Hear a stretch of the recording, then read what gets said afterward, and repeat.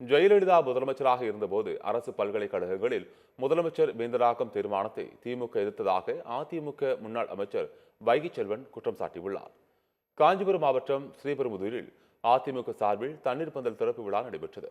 இதில் கலந்து கொண்டு பின்னர் செய்தியாளர்களை சந்தித்த வைகை செல்வன் நீட் தேர்வு விலக்கு குறித்து அனைத்து கட்சி கூட்டம் நடத்தப்படுவது திமுகவின் நாடகம் என விமர்சித்தார். நீட் தேர்வு ரத்து செய்வதற்கான ரகசியம் எங்களுக்கு தான் தெரியும் என சிறுவிழத்தனமாக ஊர் ஊராக பிரச்சாரம் செய்தவர் உதயநிதி என்றும் தெரிவித்தார். ஜெயலலிதா முதலமைச்சராக இருந்தபோது அரசு பல்கலைக்கழகங்களில் முதலமைச்சர் வேந்தராகும் தீர்மானத்தை அன்று எதிர்த்த திமுக இன்று வேடிக்கையான அரசியலை செய்து வருவதாகவும் வைகை செல்வன் குற்றம் சுமத்தியுள்ளார். புரட்சி தலைவி அம்மா அவர்கள் வேந்தராக தமிழ்நாடு முதலமைச்சரே இருக்கட்டும் என்று சொல்லி ஒரு தீர்மானத்தை கொண்டு வருகிற போது அதை எதிர்த்தவர்கள் திமுகவினர்.